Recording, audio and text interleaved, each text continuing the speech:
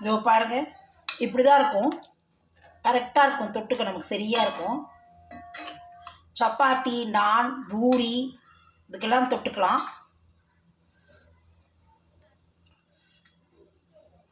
க்ரீமியாக இருக்கு பாருங்கள். ஃபுல்லாக கசகசாவும் முந்திரியும் அரைச்சி விட்டது. பால் விட்டு அரைச்சிருக்கேன், பசும்பால். பாருங்கோ, என்னோடய சேனல் இப்போ தான் பார்க்குறீங்க அப்படிங்கிற எல்லாமே small letters ARK Vasanthi creators அப்படின்னு சப்ஸ்கிரைப் பண்ணேன்னா பெல் ஐக்கான் கிளிக் பண்ணி ஆல் ஆப்ஷன் கொடுத்தேன்னா சப்ஸ்கிரைப் ஆகிடும். நான் போடுற வீடியோ உங்களுக்கு உடனுக்குடன் நோட்டிஃபிகேஷன் ஆகிடும். வாங்க வீடியோக்குள்ளே போகலாம். பெப்பர் கேஷ்யூ கிரேவி பண்ணுறதை பார்க்க. Hi friends, welcome to ARK Vasanthi கிரியேட்டர்ஸ்லேருந்து அனந்தலட்சுமி ரவீந்திரன் பேசுகிறேன். இன்றைக்கி பெப்பர் கேஷ்யூ கிரேவி எப்படின்னு பார்க்கலாம். சப்பாத்தி, நான் இதுக்கெல்லாமே நம்ம தொட்டுக்கலாம். இதுக்கு ஒரு 3 டேபிள் ஸ்பூன் நான் இது விட்டுருக்கேன், சமையல் குக்கிங் ஆயில் விட்டுருக்கேன். அதுக்கு நமக்கு வெண்ணெய் போட்டுக்கலாம். ஒரே ஒரு க்யூப் வெண்ணெய் போட்டுக்கலாம். இது சூடாகட்டும். அதுக்குள்ளே பிறகு தேவையானதான் பார்த்துக்கலாம். பட்டை ஒரு 2 இது எடுத்துட்டுருக்கேன். ஏலக்காய், கருப்பு ஏலக்காய் ஒரு 3 ஏலக்காய் கட் பண்ணி வச்சுட்டுருக்கேன். 2 கிராம்பு எடுத்துட்டுருக்கேன். பிரிஞ்சி இலை 1 எடுத்துட்டுருக்கேன்.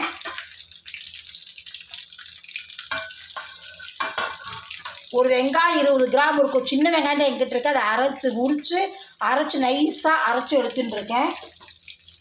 தக்காளி 3 தக்காளி பியூரி பண்ணிட்டுருக்கேன் அரைச்சி.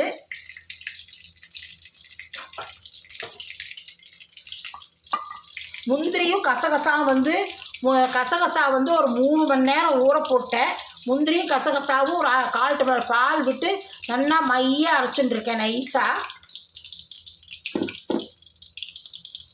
இஞ்சி பூண்டு ஒரு 10 பூண்டு பல், அப்புறம் இஞ்சி ஒரு விரல் அளவுக்கு இஞ்சி அலம்பி எடுத்துட்டுருக்கேன். ஒரே ஒரு மிளகா, எனக்கு அது போர் காரத்துக்கு, ஏன்னா வரமிளகா அப்படி போடணும். அப்புறம் கிராம்பு போடுறவங்க இது போர்னு எடுத்துட்டுருக்கேன். அரைச்சி எடுத்துட்டுருக்கேன். மிளகு ஒரு 1/4 ஸ்பூன் மிளகு போட்டுக்கணும் பொடி.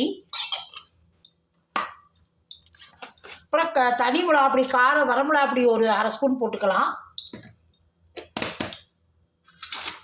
கொத்தமல்லி பொடி கொத்தமல்லி பொடி ஒரு 2 ஸ்பூன் போட்டுக்கலாம்.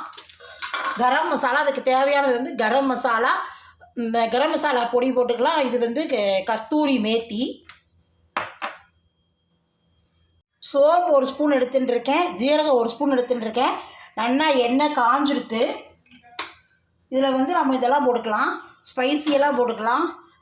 பட்டை, கிராம்பு, ஏலக்காய், அப்புறம் பிரிஞ்சி இலை.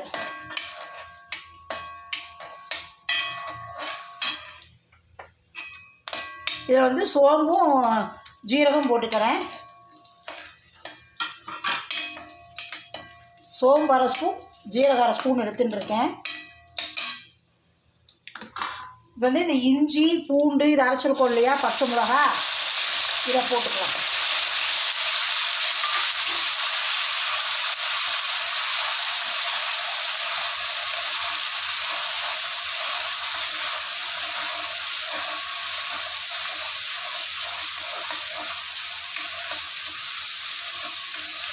இந்த வெங்காயத்தை அரைச்சது போட்டுக்கிறேன்.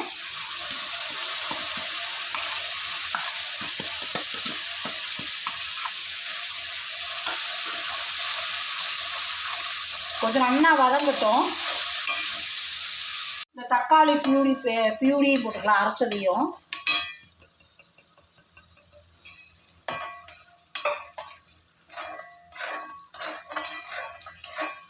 இதெல்லாம் கொஞ்சம் இந்த பச்சை வாசனை போகட்டும். நம்ம பொடியெல்லாம் போட்டுக்கலாம். கொத்தமல்லி பொடி, அப்புறம் இதெல்லாம் போட்டுக்கலாம். நம்ம இதை சோம்பு போட்டோம், ஜீரகம் போட்டுட்டோம், வரமிளகா பொடி, கொத்தமல்லி பொடி, அப்புறம் மஞ்சள் பொடி, இதை போட்டுக்கலாம். நான் ஒரு 12 முந்திரி ஊற வச்சுட்டுருக்கேன். இதுதான் நமக்கு இதுக்கு பதிலாக நம்ம இப்போ பன்னீர் பட்டர் மசாலாலாம் பண்ணும்போது போடுவோம் இல்லையா, அந்த மாதிரி இது நம்ம அதை அப்படியே முந்திரி ஊற வச்சுட்டுருக்கோம். வேக வச்சும் போட்டுக்கலாம், ஊற வச்சும் போட்டுக்கலாம். நான் ஊற வச்சு போடலான்ட்ருக்கேன். எங்கள் வீட்டில் எதிர்த்த வீட்டில் சேர்த்து இருந்தாங்க. அவங்க அவள் வீட்டில் உள்ள பன்னி, நான் பாட்டியோட கல்கத்தாலேருந்து வந்தாள் பாட்டி. அவள் அது மாதிரி இதை தொட்டுக்கிறதுக்கு சப்பாத்திக்கு பண்ணி கொடுத்தா நல்லா இருந்தது. அதனால தான் சரி அவள்கிட்ட கேட்டேன்.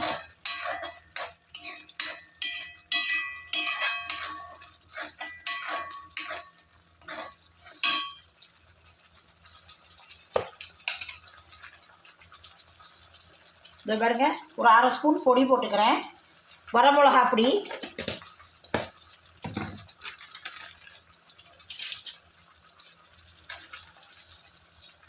கொத்தமல்லி பொடி 2 ஸ்பூன் போட்டுக்கலாம் நல்லா கோபுரமா.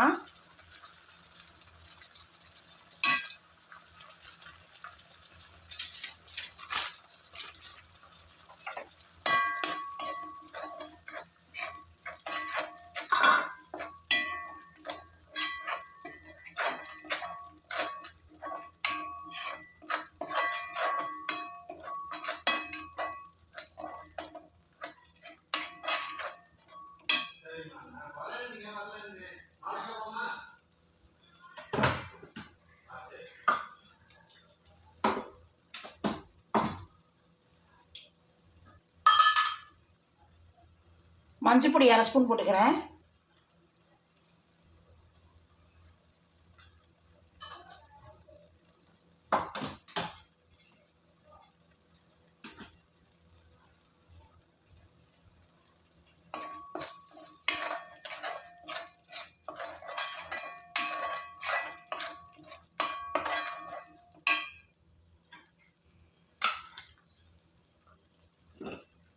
இது இப்போ நாம் கொஞ்சம் தண்ணி விட்டுக்கலாம். ஏன்னா இது கொஞ்சம் அந்த பச்சை வாசனைலாம் போகணும் இல்லையா பொடிக்கெல்லாம். அதனால் வந்து 2 நிமிஷம் கொதிக்கட்டும்.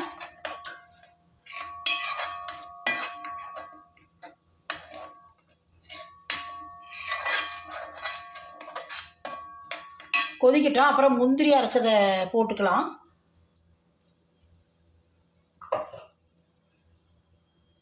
கருவேப்பிலை போட்டுக்கலாம். இன்னும் கொஞ்சம் நல்லா அந்த தண்ணி பூரா இஞ்சட்டும், நல்லா கெட்டியாகணும்.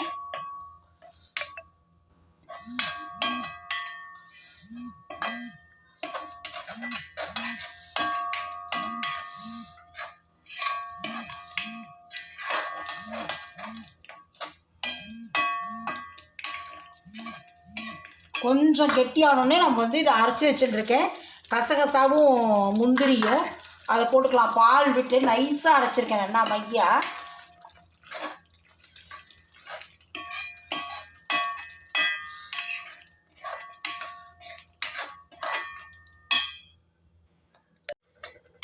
உங்களுக்கு கசகசா முந்திரி 2மே பைண்டிங் மாதிரி தான், நல்லா கெட்டி ஆகிடும். ஆற மிளகு 1/2 ஸ்பூன் போட்டுக்கலாம்.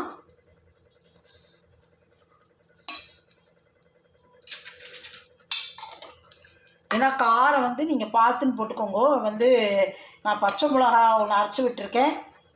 அப்புறம் வந்து மிளகா பொடி 1/2 ஸ்பூன் போட்டுருக்கேன். இப்போ வந்து மிளகு 1/2 ஸ்பூன் போட்டுருக்கேன்.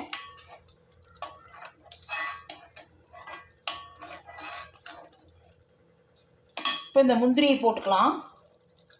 இது ஒரு 10 நிமிஷம் நல்லா பாருங்கள், நல்லா ஊறி எடுத்து பாருங்கள். எப்படி இப்படி மை இப்படி வருது பார்த்தீங்களா? நான் அமுத்தினோடனே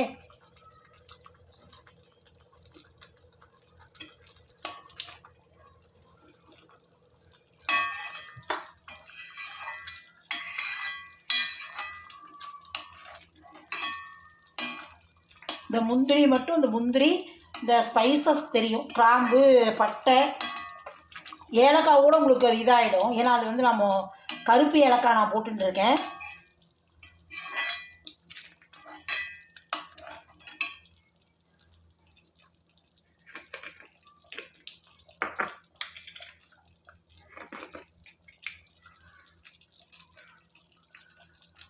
கரம் மசாலா 1 ஸ்பூன் போட்டுக்கிறேன்.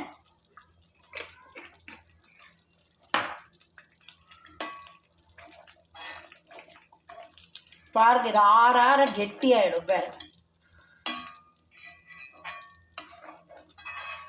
ரொம்பவும் தண்ணியாக தான் நல்லா இருக்காது தொட்டுக்கிறதுக்கு.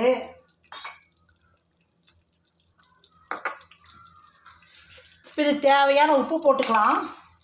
நான் வந்து எந்த உப்பு போட்டுக்கிறேன், அதனால் கம்மியாக தான் போடுறேன். நீங்கள் பார்த்துன்னு போட்டுக்கோங்க உப்பு.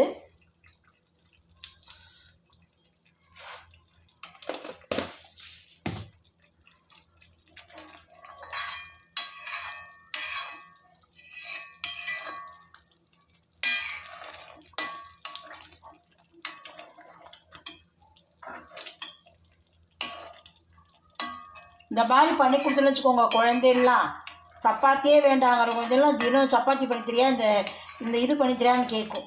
என்ன மீறி போனால் நம்ம ஃபேமிலிக்கு வந்து ஒரு 25-30 முந்திரி தான் செலவாகும், அவ்வளோதான் ஆகும்.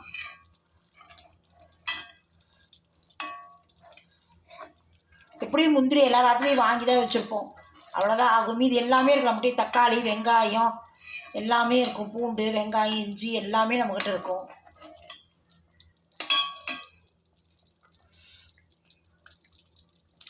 இதான் கஸ்தூரி மேத்தி. இதை வந்து நல்லா கையில் க்ரஷ் பண்ணி போடுங்க. அப்படி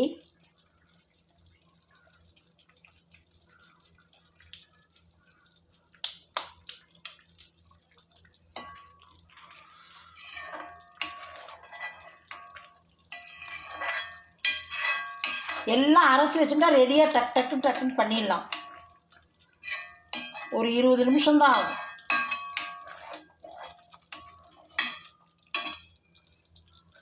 கொத்தமல்லி தழை